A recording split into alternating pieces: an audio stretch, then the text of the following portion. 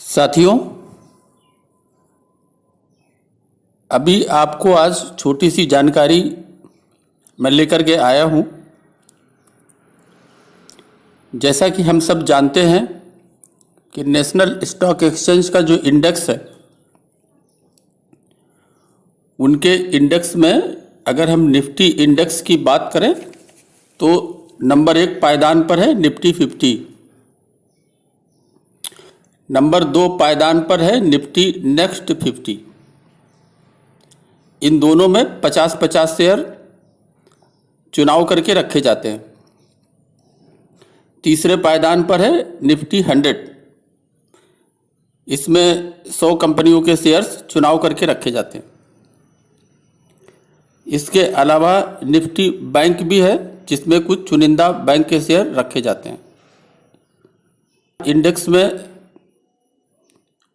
साल के निश्चित समय पर निफ्टी विचार करता है, इनका परीक्षण करता है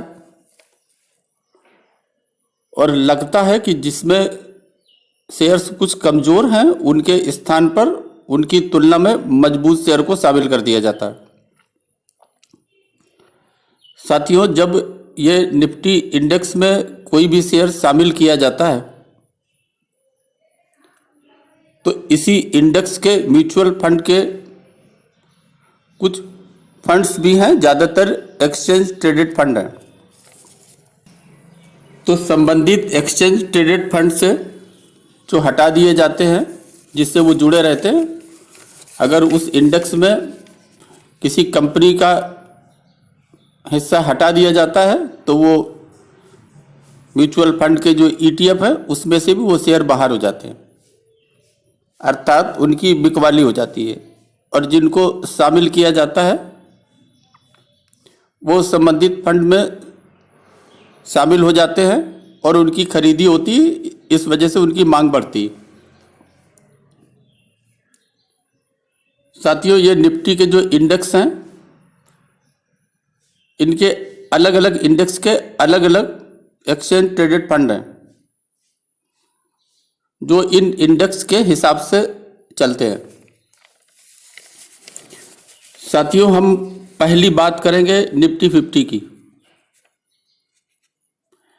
इसमें साथियों एक शेयर है टाटा कंज्यूमर प्रोडक्ट।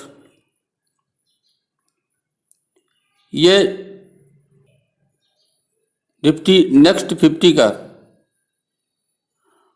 और इस निफ्टी नेक्स्ट 50 से निकालकर इसको पहले पायदान पर निफ्टी 50 में शामिल कर दिया गया है।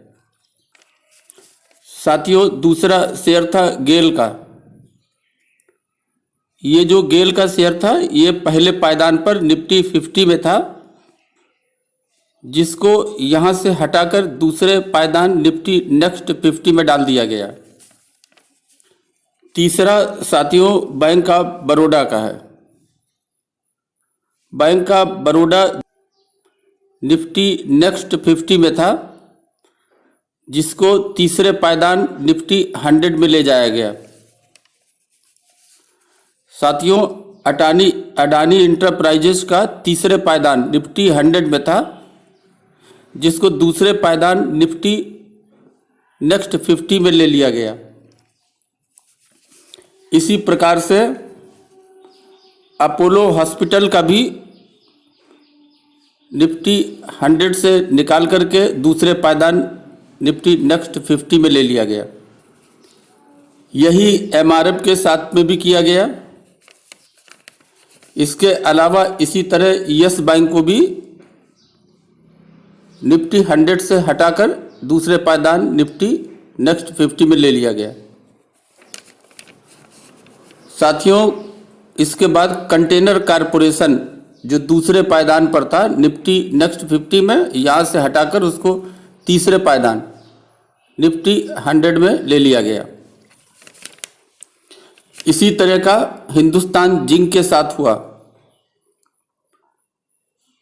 अब साथियों, हम बात करेंगे ऐसे शेयर्स की जिनको शामिल किया गया है। साथियों, AU small finance bank Nifty 50, Nifty next 50, Nifty 100 तीनों में नहीं था। इसे निफ्टी बैंक में शामिल किया गया। इसी तरीके से जुबिलिएंट फूड, यह भी ये तीनों में नहीं था, इसे निफ्टी नेक्स्ट 50 दूसरे पायदान में शामिल किया गया। इसी तरह Vedanta, Deepak Nitrite, Dixon Technology, Hindustan Aeronautics, India Mart Intermesh, Laurus Lab और पावर फाइनेंस, टाटा एलेक्साई,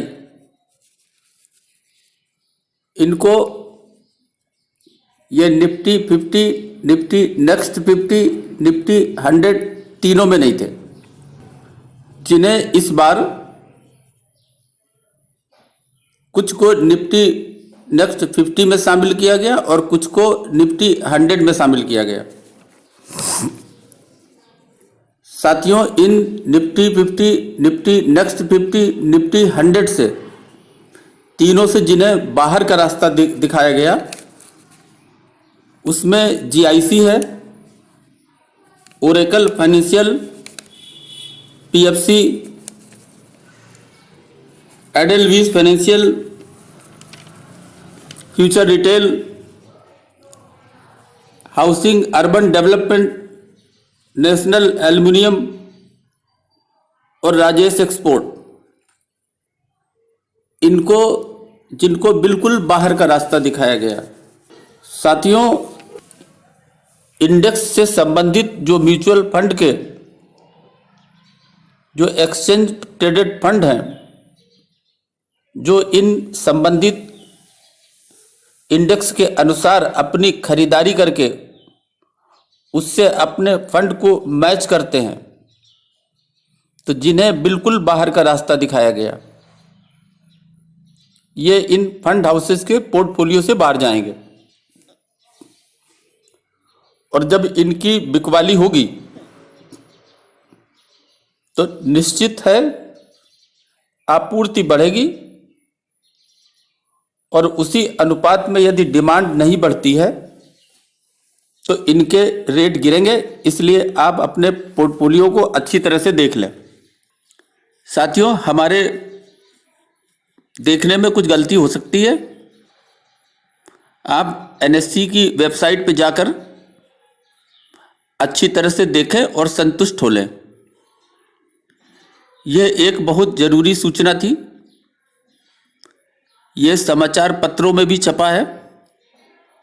NSE की वेबसाइट से जाकर इसको सत्यापित कर सकते हैं। और ये जो कुछ किया गया है, ये 1 अप्रैल 2021 से एप्लीकेबल होगा। अभी मार्च का महीना पूरा है और अभी फरवरी भी कुछ शेष है। अच्छी तरह से जानकारी करके आप अभी से अपनी रणनीति तैयार कर लें, जो आपके लिए लाभदायक होगा। अभी के लिए बस इतना ही। धन्यवाद।